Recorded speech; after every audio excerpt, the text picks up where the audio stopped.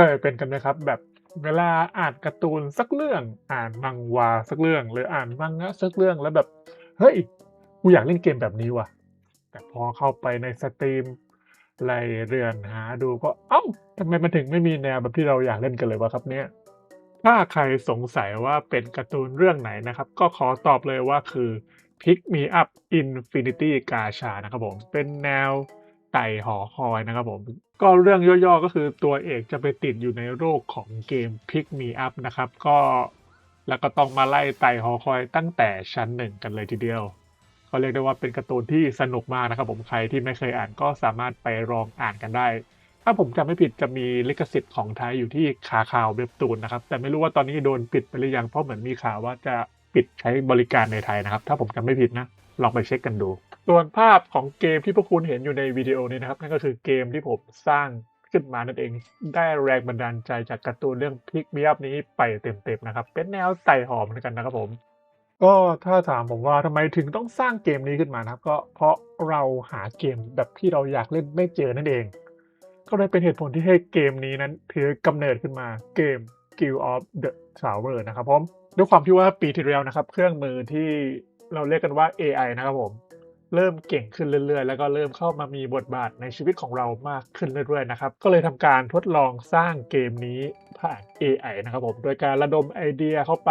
ใส่แรงบันดาลใจเข้าไปแล้วก็ให้มันสร้างตัว Prototype ขึ้นมานี่ครับพวกคุณดูนี่คือแมปแรกของตัว Prototype นะครับที่เรียกได้ว่าตอนแบบเพิ่งสร้างเกมได้ประมาณ5-10วันนะครับผมเป็นแมปที่ใช้ทดสอบเทสต์ปลักอินแล้วก็เทสต์อะไรต่างๆนะครับนี่คือแมปแรกของเกมนี้เลย แล้วก็ลืมบอกไปนะครับว่าตัวเกมของ Guild of the Tower นั้นสร้างผ่าน RPG Maker MZ นะครับผม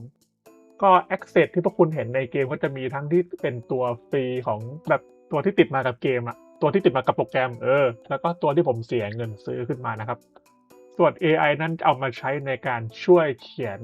Plugin แล้วก็เขียนโคดเป็นหลักนะครับผม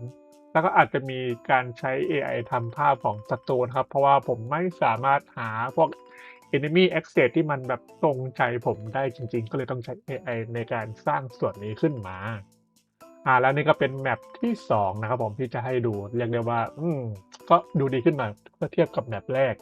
ก่อนที่มันจะกลายเป็น Guild Map แบบที่ทุกคนเห็นกันในแบบปัจจุบันนี้เลยสำหรับเนื้อเรื่องคร่าวๆของเกมนี้นะครับก็คือเมื่อวันหนึ่งนั้นอยู่ดีๆก็มีหอคอยปริศนาปรากฏขึ้นมาพร้อมกันทั่วโลกเรียกได้ว่าแบบหลักร้อยหอคอยนะครับผม ตัวผู้เล่นนะครับจะได้รับบทบาทเป็นกิลด์มาสเตอร์ที่ถูกส่งมาเพื่อไขปริศนาและสำรวจหอคอยเหล่านี้ที่อยู่ดีๆก็ไม่รู้ว่ามันมาจากไหนและใครสร้างมันขึ้นมานั่นเองก็แน่นอนนะครับว่าการบริหารกิลด์นั้นไม่ใช่แค่ส่งฮีโร่ขึ้นไปสำรวจอย่างเดียวครับคุณจำเป็นจะต้องมาบริหารทั้ง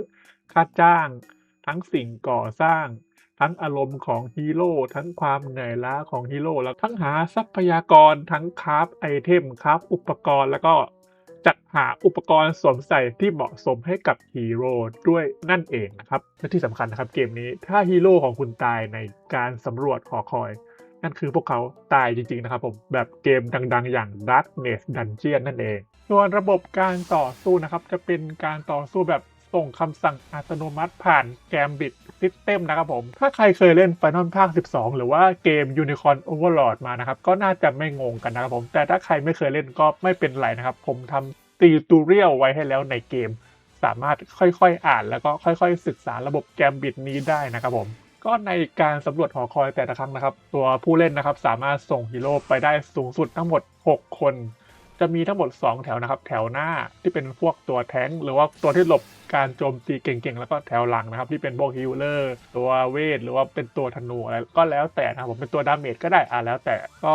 การโจมตีนะครับจะต้องโจมตีไล่ตั้งแต่แถวหน้าไปแถวหลังนะครับแบบเกม Unicorn Overlord เลยแต่ก็จะมีการโจมตีบางประเภทนะครับพวกเวทมนต์พวกธนูหรือว่าพวกการโจมตีระยะไกลที่สามารถโจมตีไปแถวหลังของศัตรูได้ และแน่นอนนะครับว่าพวกศัตรูหรือว่ามอนสเตอร์เองก็สามารถทำแบบเดียวกับคุณได้ก็คือพวกตัวเวทของศัตรูหรือว่าตัวธนูของศัตรูก็สามารถโจมตีตัวที่อยู่แถวหลังของพวกคุณได้เหมือนกันการสำรวจจะเป็นห้องนะครับผมเป็นโหนดแมปแบบของเกมเอาที่ผมยกตัวอย่างง่ายๆก็ Chaos Zero Nightmare นะครับถ้าใครเคยเล่นก็จะไล่เป็นโหนดแมปไปเรื่อยๆ จนถึงห้องบอสนะครับถ้าสามารถชนะบอสของห้องนั้นได้ก็จะเป็นการเคลียร์ชั้นนั้นนะครับผมก็เกมนี้หอคอยก็เรียกได้ว่าหลักร้อยชั้นนะครับคุณก็ไล่เคลียร์ไปเลยตามสบายวันละกี่ชั้นก็แล้วแต่คุณครับแต่ก็อย่าลืมนะครับว่าฮีโร่ทุกคนก็เป็นตัวละครหนึ่งที่มี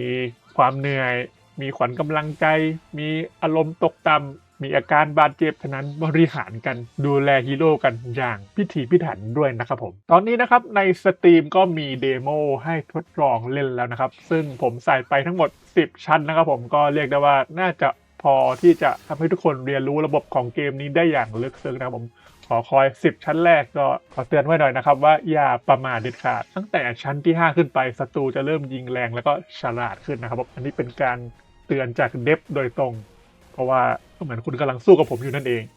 ส่วนใครที่เล่นแล้วถูกใจหรือเล่นแล้วไม่ถูกใจตรงไหนก็สามารถเข้ามาคอมเมนต์ที่คลิปนี้ได้นะครับผมถ้าใครชอบจริงๆก็ช่วยกด wish list ให้หน่อยนะครับผมเพราะว่ามันมีผลต่อการแนะนำในหน้าสตรีมจริงๆจำนวน wish list ที่แต่ละเดฟมีนะครับผมของเกมนั้นก็เอาเป็นว่าสำหรับเดฟบล็อก EP 0นั้นขอจบณตรงนี้ก่อนนะครับเป็นการแนะนำสาเหตุที่ทำให้เกิดเกมนี้ขึ้นมาแล้วก็แนะนำเกมนี้เล็กน้อยนะครับผมถ้าใครชื่นชอบคลิปนี้ก็อย่าลืมกดไลค์กด Subscribe แล้วก็อย่าลืมกดบิลลิทให้ด้วยนะครับอันนี้สำคัญกว่าส่วนถ้ากระแสตอบรับดีก็อาจจะมามีคลิปเดฟล็อกขึ้นมาเรื่อยๆนะครับผมเป็นการแนะนำสิ่งต่างๆในเกมหรือว่าแนะนำอาชีพต่างๆหรือว่าแนะนำเทคต่างๆที่ผมคิดขึ้นมานะครับก็เอาเป็นว่าฝากด้วยแล้วกันนะครับสำหรับวันนี้ขอตัวลาไปก่อนแล้วพบกันใหม่คลิปถัดไปสวัสดีครับ